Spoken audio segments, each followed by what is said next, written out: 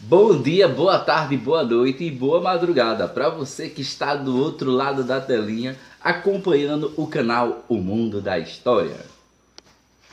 Hoje teremos uma aula sobre o absolutismo inglês, o absolutismo do século XVI, aquele que torna a Inglaterra detentora dos mares, senhora dos mares, desbancando a Holanda, que era a grande potência naval, que já havia invadido o Brasil e tinha várias outras colônias espalhadas pelo mundo. Vamos ver também as sucessões de reis que ocuparam o trono inglês e até presidentes. É isso mesmo, a Inglaterra chegou a ser presidencialista. Então vamos ver essa mutação que a Inglaterra passa até a Revolução Industrial, que atinge a todo o planeta. E agora de olho na telinha. E para início vamos falar aí da Elizabeth I, que no século XVI, entre 1508 e 1602, governou, adotando a política mercantilista. O que é isso? Ela tinha práticas corsárias. Se fosse na linguagem de hoje, nós diríamos que ela permitia que seus navios roubassem outros navios, é isso mesmo, roubassem. Só que nessa época não existia esse termo, era uma prática de pirataria. Então, nas provas, nos concursos e nos vestibulares, a gente vai ter que ver que a prática de roubar no mar, autorizada pela rainha Elizabeth I, adotando a política mercantilista, se tratava unicamente do corsário que a gente está falando aqui nesse momento. E com isso, a Inglaterra ela ia enriquecendo com esse dinheiro ilícito, não é? Mas era exatamente isso. Para aquela época, os padrões da época, a pirataria era autorizada pelo governo inglês e cada vez mais ia acumulando riqueza. E com isso, a Inglaterra da rainha Elizabeth vai enriquecer a burguesia, aquela burguesia comerciante e a dos donos de manufatura, da pequena nobreza rural que a gente chama de gentry, e dos pequenos proprietários rurais e homem. Esses grupos sociais produziam e exportavam alimentos e tecidos e lã ou algodão para várias partes do mundo. No campo, a agricultura de subsistência cedeu lugar à agricultura comercial para criar ovelhas. A ovelha estava em alta nessa época. Por quê? Porque dela se extraía a lã. A Drenthe e a Owen cercaram seus domínios, expulsando assim as famílias de camponeses que lá viviam. E esses camponeses viviam perambulando e saíram da área rural e estavam indo em direção a Londres para trabalhar por baixos salários. E com a morte da rainha Elizabeth I, como os tronos eram ocupados apenas por membros de sangue azul, vai suceder o seu primo escocês, é isso mesmo. Pega a atenção nesses detalhes aí, que agora o trono da Inglaterra ele vai ser ocupado por um rei escocês, que é seu primo Jaime I. De olho na telinha. E agora com a imagem aí de Jaime I, vamos ver os feitos que Jaime I fez nesse governo que ele exerceu. Jaime I, primeiramente, ele vai ter uma tendência muito grande a dar facilidades, privilégios, né, a os anglicanos. Anglicanos são aqueles que seguem a religião criada pelo rei Henrique VIII. O rei Henrique VIII, quando ele cria essa nova religião, o anglicanismo, ele exclui da Inglaterra o catolicismo. Só que ele pega uma base muito grande do catolicismo e coloca dentro dessa religião. Então, nesse período, Jaime I, ele estava dando maiores privilégios aos anglicanos, que feria o orgulho e diminuía o lucro dos puritanos, onde a gente sabe que a Drenthe, ela era maior, a sua maioria e o parlamento era composto por puritanos. Então, com isso, ele já vai comprando uma certa briga com o parlamento. Então, ele vai revelar o seu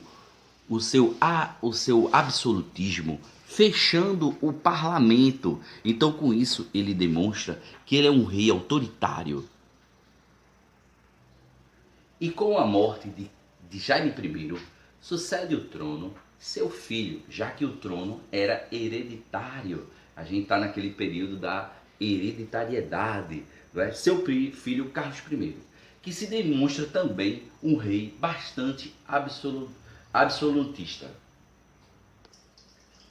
E Carlos I, ele cria um imposto que prejudica o comércio de toda a Inglaterra. Esse imposto é o Ship Money. Grava aí esse nome, que ele é muito importante você entender.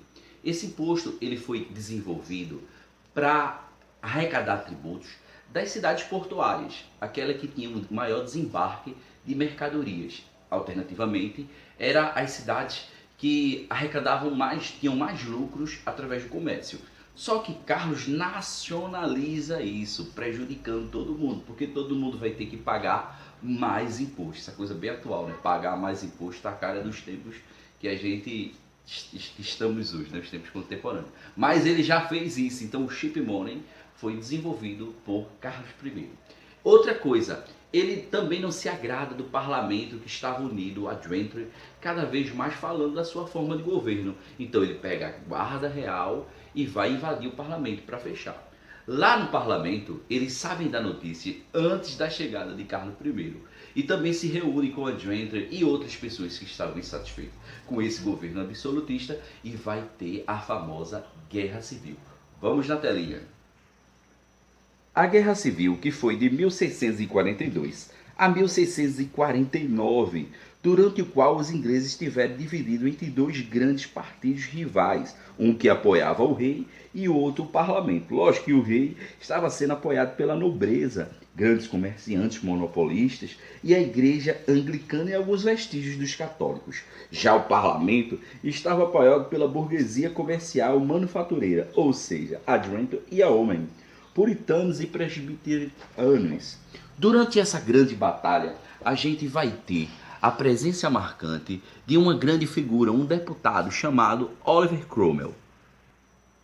Oliver Cromwell, esse cidadão que está na nossa telinha aí, ele vai remodelar o exército a favor do parlamento. Ou seja, ele vai criar o New Model Army, que era um exército que não mais privilegiava aqueles que tinham o puro sangue, ou seja, os homens gentis, aqueles de posse.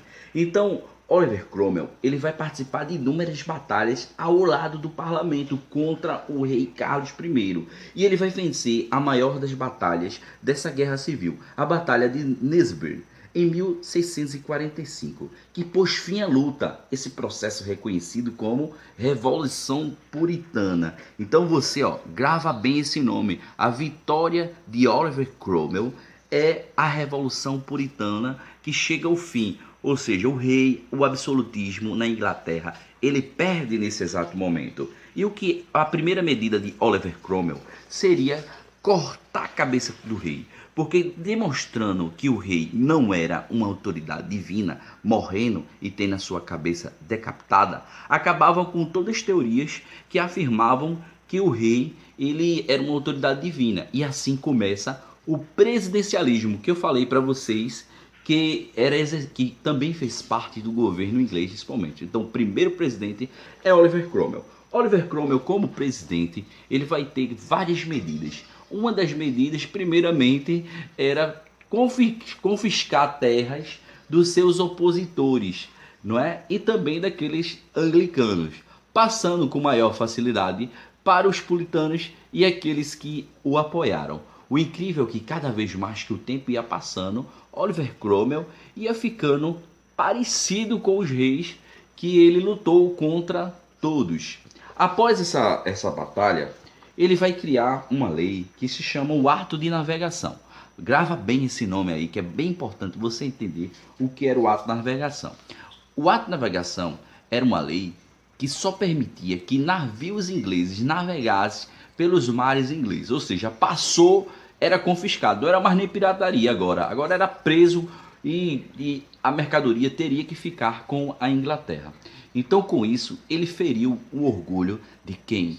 Da Holanda, que era uma das maiores potências naval. Inclusive tinha terras, tinha possessões aqui no Brasil, tendo em vista que ela já tinha, em outro momento, décadas anteriores, invadido o Brasil.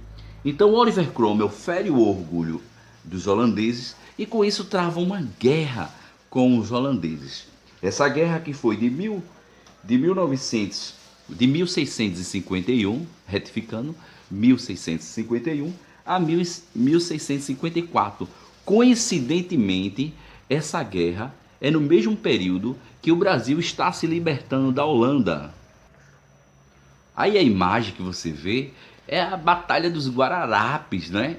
É a que o Brasil estava travando aqui com os holandeses. Como da Holanda não chegava reforço, porque ela estava envolvida lá com Oliver Cromwell, a Holanda vai perder do Brasil e a Holanda vai perder contra a Inglaterra.